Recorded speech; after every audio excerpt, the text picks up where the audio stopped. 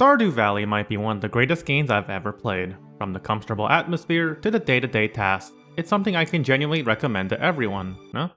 What's that? Oh, I have the wrong game? Let's see here. Okay, my bad. Harvest Moon might honestly be one of the most basic games I've ever played. Farming is one of those jobs that no one talks about, but remains extremely important. Of course, not everyone can afford to own a ranch and take care of several animals and tend to acres of crops, but that doesn't stop us from wondering what it could be like. Enter the farming genre, or farming sims, a combination of socializing, dating, and farming simulation. These types of games have been steadily growing within the past decade. You might even know a certain indie game that's become extremely popular. One could attribute Stardew Valley to the revitalization of the genre that spawned game after game. It's perhaps a big reason for modern farming games usually having a more pixel-based aesthetic. But today, we're not here for that game, perhaps someday. Today, we're here for a game belonging to a series spanning over 20 years. So let's dive in on Friends of Mineral Town and find out why it's fun. Now, for those who aren't aware of this series, Harvest Moon can be attributed as the grandfather of farming games. The original came out for the Super Famicom in Japan in 1996, then a year later for the States on the Super Nintendo. Since then, it's spawned an entire lineup of games, even still ongoing today. Despite that, its popularity certainly hasn't been as strong. There's plenty of YouTube videos you can go that'll go into much more depth on this subject. Our game in particular is the GBA version and tends to be the most talked about when discussing this from a casual perspective. So let's start with that premise, shall we? In this game, we take control of a farmer named Pete, though you could always elect to name him whatever you want. He takes over the farm of an old man he befriended as a child, and it's up to you to make it great again. Before you officially start the day, you're offered the chance to get a quick tutorial on all of the mechanics. From farming to raising animals, you'll learn quickly on the basics of farming. Newcomers shouldn't feel confused when starting out, so that's great. And now, time is ticking. Every day in this game, time will always be ticking, except for when you're indoors. Everyone in Mineral Town has a routine and will always be inside before nightfall, and sleeping will determine how much stamina you cover when you wake up. Initially when I started playing, I figured there was a limit I could stay awake before I passed out, much like in Stardew Valley. It's only until writing for this video that I found out that's not necessarily the case. In this game, you have stamina and that depletes anytime you use your tools.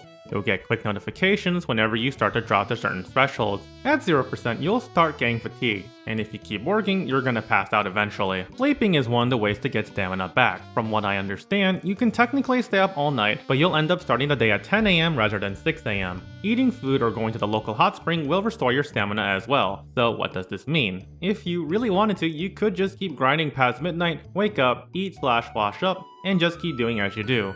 I'm sure all of this means nothing in the grand scheme and probably won't. But you do need to plan your day in order to accomplish whatever goals you set out, and having a clock is a good motivator for that. Remember, time pauses when you're indoors, meaning from the moment you wake up, you can take all the time you need to plan. Now, it's time to actually start playing the game.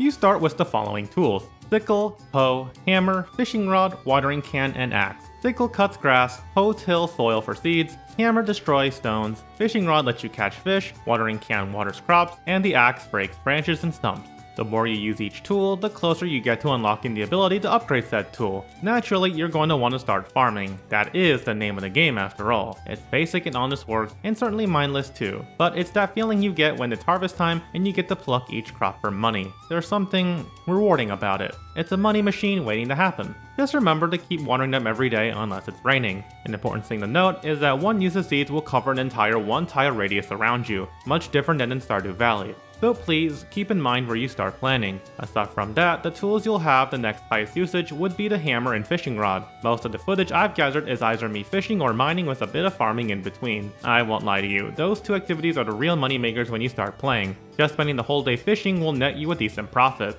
It's important to note that you'll need to start getting money as quickly as possible, so even if you have to sit through the same cycle over and over, it's well worth it.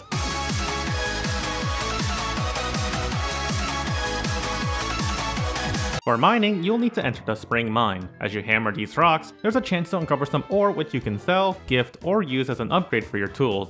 For the most part, it's free money. Eventually, you're probably gonna be like me and wonder where you can find gold ore. Little did I know that the mine had more than one floor. Even more so the fact in order to go down these floors, you need to locate the stairs. And to locate the stairs, you need to use the hoe to dig. That's right, the hoe is double purpose. I hoped I saved you all some much needed grief.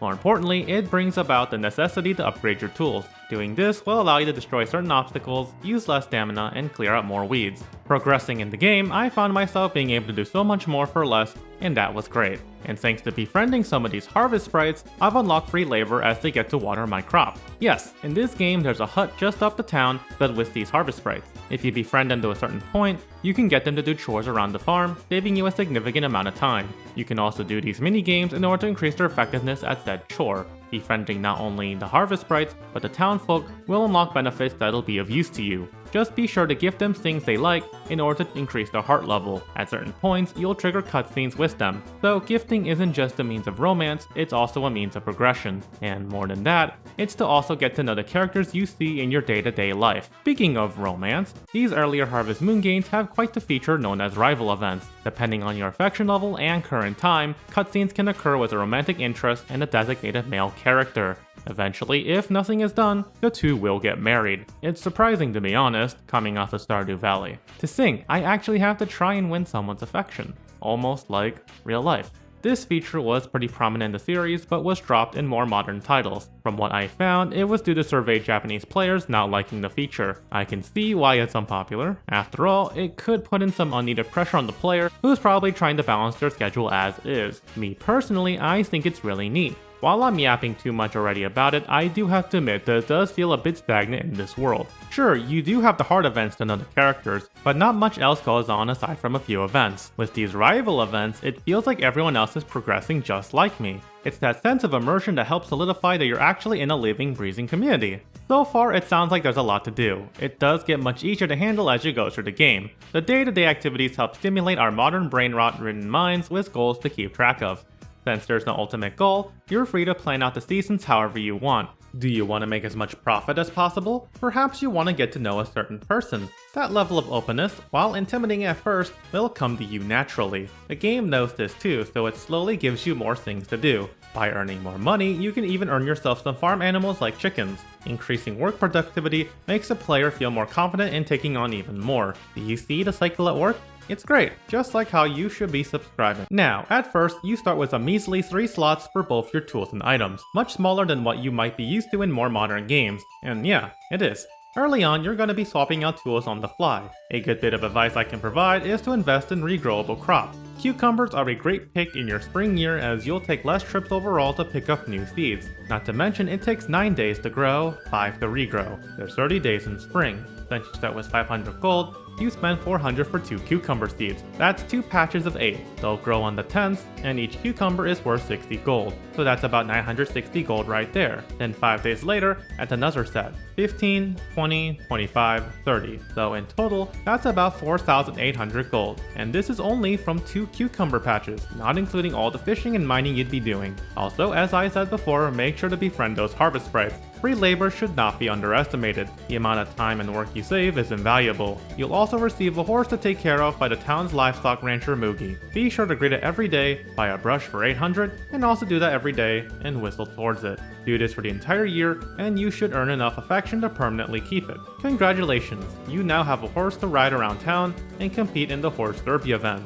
Another thing you should elect to do is make sure to dump some flowers into the lake by the hot springs. You'll be visited by the harvest goddess, whose only real purpose is to link your game with the GameCube. But we're not here for that. If you do this for 10 consecutive days, she'll award you with a power berry. Eating this will increase the farmer's maximum stamina, meaning more work done per day. There's 10 of them in this game, the other 9 you'll have to work towards. One of them you can just find by digging around your field with the hoe. Potentially 2 of them you can find by spring. Eventually, after a few weeks, she'll ask you if there's someone you like. If you're going for a specific someone, pick that one as she'll raise their affection by 1 heart color. She's also a hidden bachelorette, but those requirements are a no for me. No amount of simping will make me do all of that. By the time you reach summer, you'll no doubt have a few bronze and silver tools, though you might be tired of going back and forth when it comes to fish or ore. Luckily, we have a solution for this. For only a paltry sum of 5,000 gold, you too can pick up your very own basket. That's right, your own office waste basket. With the ability to hold up to 30 items, you too can drag this around your local mine and put in all the ores you want. What's stopping you? Time? Time is infinite indoors. Just be careful since you can't take anything out once it goes in. Once you're done, just go to your local shipping bin and dump it all in. Pick your basket today at your local supermarket. And remember, no refunds. Most gamers play farm-type games for about 1 in-game year, maybe even 2. Fellow hobbyists will gladly fork over 300 plus hours. The truly dedicated can spend lifetimes. but regardless of your playtime, I think we can all agree that these games are comfortable. The rustic aesthetic, the simple but honest work, becoming friends with your neighbor, it's pleasing. Perhaps you've seen some comments lately wondering why anyone would play these games. Maybe a certain Nintendo Direct had nothing but farm-type games. There's always a certain genre of game people have reservations about. Games that make people scratch their heads. Tropes that leave others shaking their heads. To said fans, it's our comfort game. It's our fun. The games we play when we're bored, depressed, or all in between. I enjoy farming games because of those previously stated reasons. I love the visual feedback of progression. From having more crops, to my tools, to even my workflow. It's all wonderful. Whenever a season changes, so too does the music. To me, Friends of Mineral Town is a look into the potential of today, what farming games could take and improve upon. The idea that such a game on the Game Boy Advance would be fondly remembered, even earning itself a modern remaster on the Nintendo Switch. For so many, these types of games have remained a large part of their life. While fun may be subjective, it's quite clear that so many find these stories of seasons to be entertaining. Not just entertaining, but life-changing. Its characters, perhaps sometimes relatable, sometimes charming, and other times just there, make these worlds feel real. They're there to be your neighbor, the people you might ignore on your way to work, or someone you just happen to have a small conversation with. Much like in real life, we crave for interaction, for a sense of purpose, to seem like our hard work means something. If there's anything I'd want anyone to take from this, it's that you never know where you might find joy in life. It might even be in a simple farming game like Harvest Moon, Friends of Mineral Town. Thanks again for getting this far into the video. Have any memories of this game? Maybe other farming games? Put them down in the comments below.